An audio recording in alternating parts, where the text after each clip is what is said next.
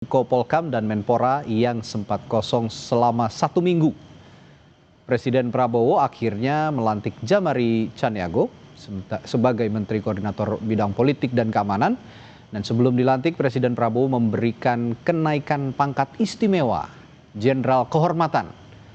Pasca demo rusuh akhir Agustus lalu, Presiden Prabowo merombak jajaran kabinetnya. Budi Gunawan dicopot dari jabatan Menko Polkam dan digantikan sementara oleh Menhan Syafri Samsudin.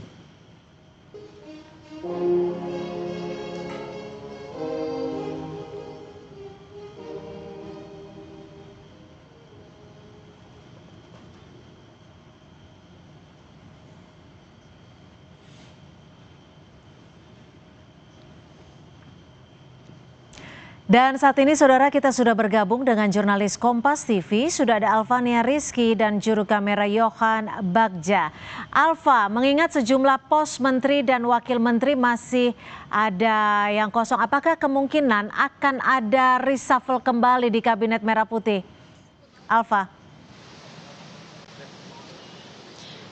Cynthia dan juga saudara, mengarah ke reshuffle atau bongkar pasang Kabinet Merah Putih jilid keempat karena masih ada satu kursi, tepatnya Menteri Badan Usaha Milik Negara, Menteri BUMN yang sebelumnya diisi oleh Erick Thohir.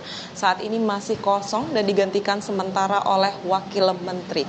Erick Thohir sendiri kemudian dilantik oleh Presiden Prabowo Subianto menggantikan Dito Aryo Tejo menjadi Menteri Pemuda dan Olahraga.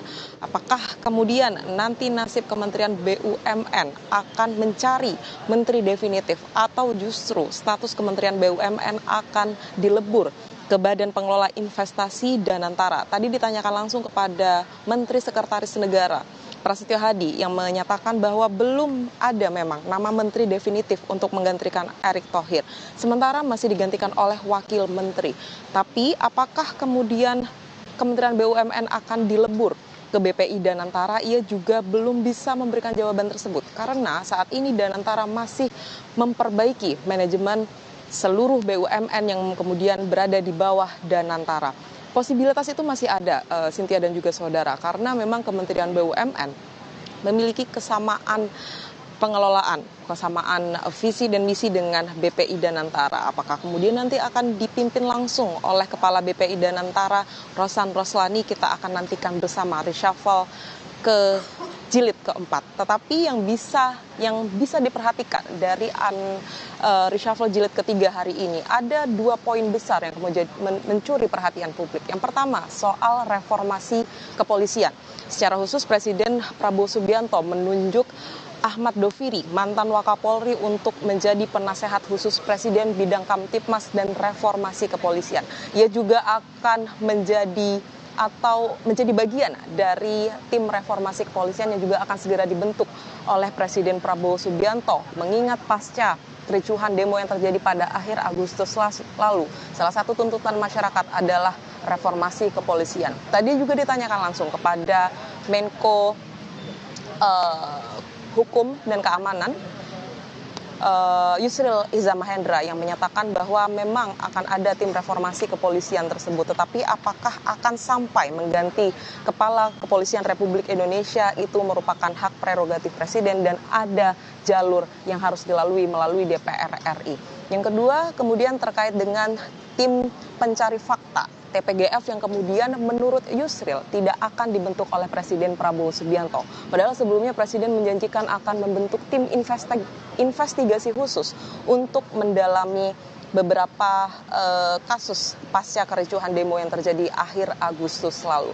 Ia menyebutkan bahwa Presiden Prabowo Subianto akan fokus pada reformasi kepolisian dan tim pencari fakta ini akan dipimpin oleh atau akan dilakukan oleh lembaga HAM yang sudah berjalan kemarin, dan Presiden meminta bahwa lembaga tersebut untuk mencari fakta-fakta kemudian menginvestigasi secara khusus terkait dengan pasca kericuhan tersebut. Itu 2 poin besar yang kemudian bisa dicermati dari reshuffle kabinet jilid ketiga ini. Ada beberapa nama baru memang yang kemudian cukup mengejutkan publik. Nama Erick Thohir menjadi Menpora, kemudian nama Anggaraka Prabowo yang sebelumnya merupakan wakil menteri Komdigi, ini kemudian memimpin badan komunikasi pemerintah yang merupakan perubahan dari kantor komunikasi kepresidenan yang sebelumnya dipimpin oleh Hasan Nazdi. Kita nantikan bersama seperti apa kinerja baru ke depan dari komposisi baru dari Kabinet Merah Putih ini.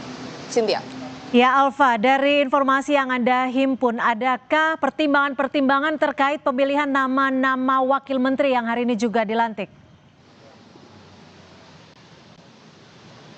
Ya memang tadi ada sejumlah menteri yang menjawab hal tersebut. Apa sebenarnya pertimbangan Presiden? Reshuffle kabinet atau bongkar pasang kabinet ini malah merupakan hak prerogatif Presiden. Artinya hanya dia dan beberapa orang di sekitarnya yang mengetahui pertimbangan-pertimbangannya. Tetapi tadi sempat ditanyakan kepada Menteri Polkam Jamari Caniago yang kemudian apa sebenarnya pertimbangan Presiden untuk memilih dirinya menjadi Menko Polkam. Ia memang tidak bisa menjawab. Ia meminta awak media menanyakan langsung kepada Presiden Prabowo Subianto. Tapi ia mengakui memiliki kedekatan dengan Presiden Prabowo Subianto ketika berada di Angkatan TNI. Tetapi apakah ini menjadi satu-satunya alasan? Tentu saja tidak. Karena pasti Presiden melihat kapabilitas dari masing-masing individu untuk mengisi pos-pos tersebut. Seperti Menteri Pemuda dan Olahraga yang baru Erick Thohir. Ia juga memiliki track record yang cukup baik di dunia olahraga. Ia juga merupakan Ketua Umum PSSI.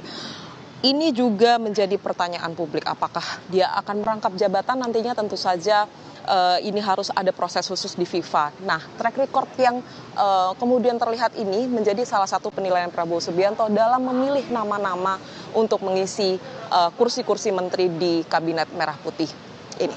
Cynthia. Baik, terima kasih atas laporan Anda. Jurnalis Kompas TV Alfania Rizky melaporkan langsung dari Istana Negara Jakarta. Selamat bertugas kembali, Alfa.